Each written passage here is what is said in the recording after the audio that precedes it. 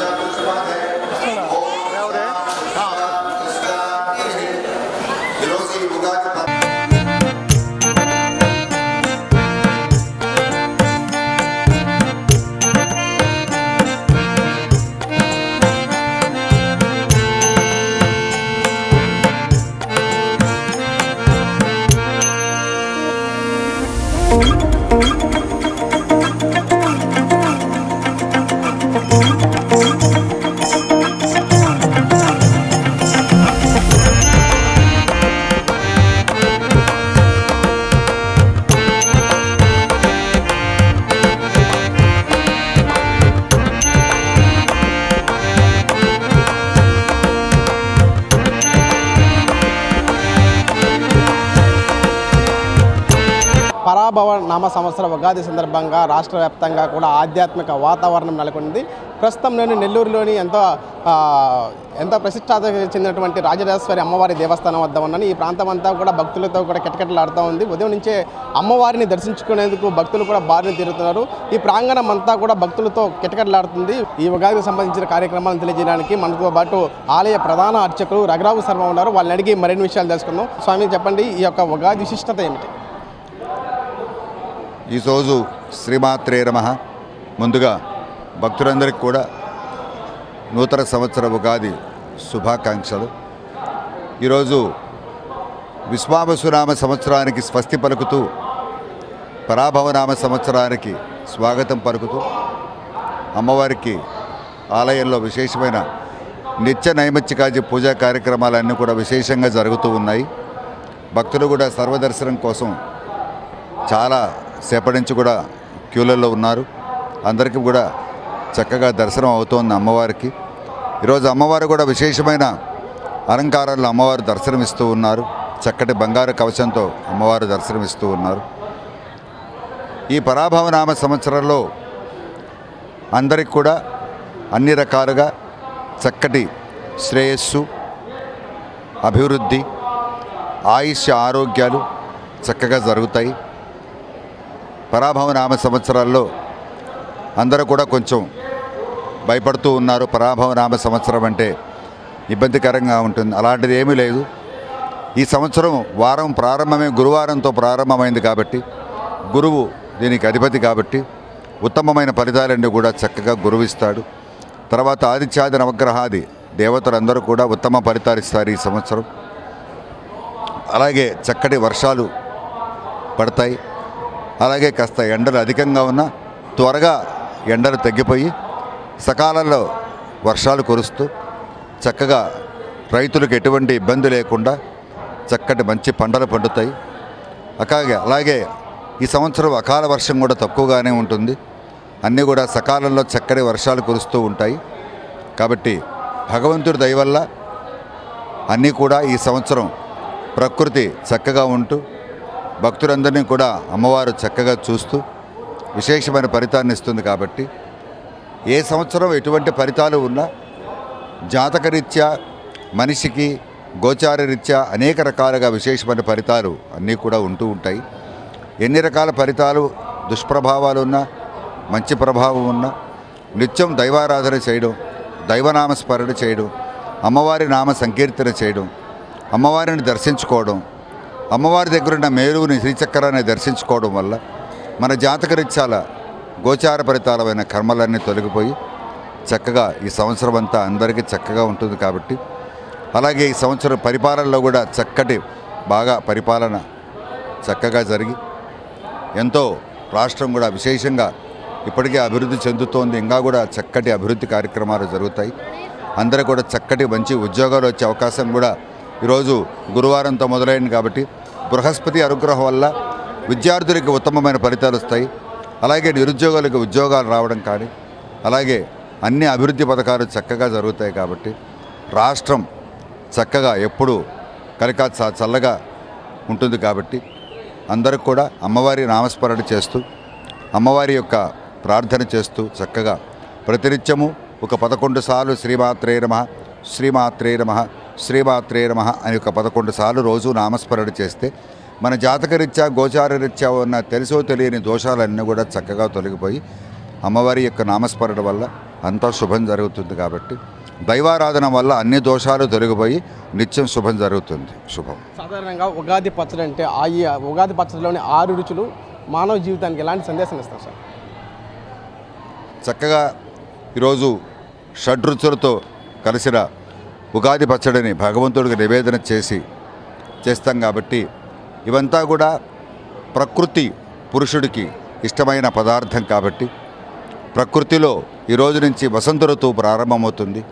చైత్రమాసం శుక్లపక్షం మొదటిసారిగా పాడ్యమి రోజు ఇది ఉగాది ప్రారంభమవుతుంది. కాబట్టి చక్కగా ఈ రోజు నుంచి వచ్చే పంట తొలి పంట అంటే రుచులతో కలిసిన ఈ యొక్క పదార్థాన్ని అందరూ కూడా చక్కగా తీసుకుంటే ఒకటి భగవంతుడికి ఇష్టమైన నైవేద్యము, అలాగే మనకు కూడా శారీరకంగా సకల ఆయుష్య ఆరోగ్యాలను కూడా ప్రసాదించే ఈ యొక్క ఒక దివ్యమైన ఔషధము ఈ యొక్క ప్రసాదం. కాబట్టి ఈ షడ్రుచులతో కలిసిన ఈ ప్రసాదాన్ని తీసుకోవడం వల్ల శరీరంలో తెలియని రుగ్మతలు కూడా తగ్గిపోయి మానవుడు సంపూర్ణమైన ఆయుష్య ఆరోగ్యాలతో ఉంటారని, సంవత్సరంలో ఈ ఒక్కరోజు మాత్రమే ఈ యొక్క తీర్థాన్ని తీసుకునే అవకాశం కలుగుతుంది. కాబట్టి అందరూ కూడా ఆలయాలకు వెళ్ళి దర్శనం చేసుకొని ఈ యొక్క తీర్థాన్ని స్వీకరించవలసిందిగా కోరుచున్నాం. ప్రజలందరూ కూడా ఈ సంవత్సరం సుఖ సంతోషాలతో ఉండాలంటే ఏ విధంగా చేయాలి? ప్రజలందరూ కూడా నిత్య సుఖ సంతోషాలతో ఉండాలి అంటే ఉత్తమమైన మార్గం ఒకటే, దైవారాధన మించింది లేదు. నిత్యం భగవన్నామస్మరణ.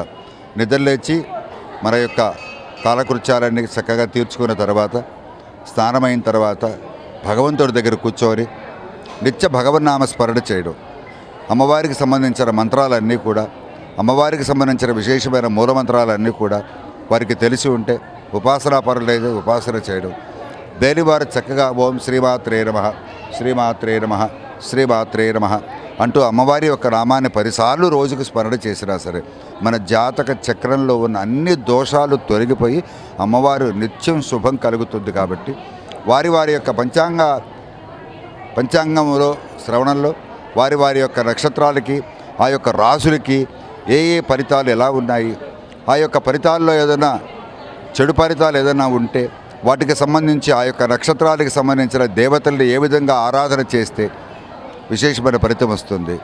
ఆ యొక్క భగవంతుడు కూడా కొన్ని దగ్గరలో మన కలియుగ వెంకటేశ్వర స్వామి ప్రత్యక్ష దైవం కలియుగానికి.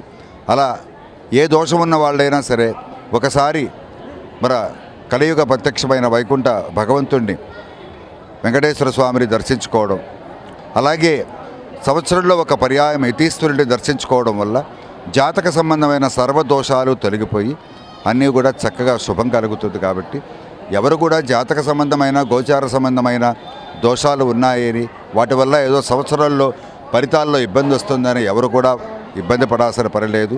అన్నిటికీ మూలమైన భగవంతుడు ఉన్నాడు. భగవన్నామస్మరణ వల్ల, భగవంతుడి సేవించడం వల్ల, భగవంతుడి దర్శనం చేసుకోవడం వల్ల, అమ్మవారి దగ్గరకు వచ్చే శ్రీచక్ర రూపాన్ని చూడడం వల్ల సకల దోషాలు హరించుకొనిపోయి మన జాతకంలో ఉన్న అశుభాలన్నీ తొలగిపోయి నిత్యం శుభం జరిగే అవకాశం భగవంతుడు మనకి ఇచ్చాడు. కాబట్టి గోచార ఫలితాల్లో ఉన్న వాటిని చూసి బాధపడడం కన్నా చక్కగా భగవంతుడి దర్శనం చేసుకొని ఉత్తమమైన మార్గాన్ని వెతుక్కోవడం చాలా సులభమైన మార్గం కలియుగంలో భగవంతుడు మనకి ఇచ్చాడు. కాబట్టి అందరూ కూడా భగవన్నామ స్మరణ చేస్తూ నిత్యం ఉంటే అన్ని దోషాలు తొలగిపోతాయి. సర్వే జన సుఖినో భవంతు.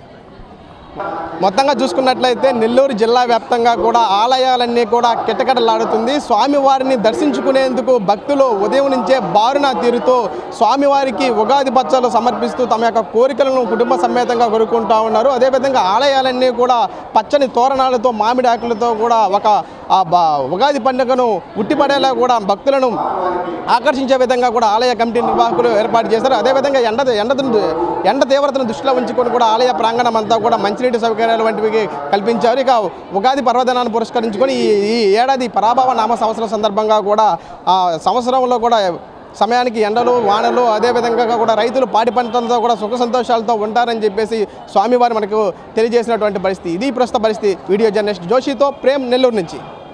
ఉగాది శుభాకాంక్షలు. నెల్లూరు జిల్లా వైఎస్ఆర్ కాంగ్రెస్ పార్టీని ఒంటి చేత్తో నడిపిస్తూ పార్టీ కార్యకర్తలకు నేనున్నారంటూ భరోసా ఇస్తూ ప్రతి కార్యకర్తను వెన్నుతట్టి ప్రోత్సహిస్తున్న మా నాయకులు, మాజీ మంత్రివర్యులు, నెల్లూరు జిల్లా వైసీపీ అధ్యక్షులు కాకాని గోవర్ధన్ రెడ్డి గారికి తండ్రికి తగ్గ తనయుల మహిళా సమస్యలపై నిత్యం గలమెత్తుతూ వైఎస్ఆర్ కాంగ్రెస్ పార్టీ మహిళా విభాగానికి స్ఫూర్తినిస్తూ మహిళలకు భరోసానిస్తూ ఉన్న వైసీపీ రాష్ట్ర మహిళా విభాగం వర్కింగ్ ప్రెసిడెంట్ కాకాని పూజిత గారికి ఉగాది శుభాకాంక్షలు. ఇట్లు రావుల ఇంద్రసేన గౌడ్, సర్వేపల్లి ఐటీ వింగ్ అధ్యక్షులు, రావుల దశరథ రామయ్య గౌడ్, వైఎస్ఆర్సీపీ రాష్ట్ర జాయింట్ సెక్రటరీ మరియు ఎంపీటీసీ బిరదవోలు.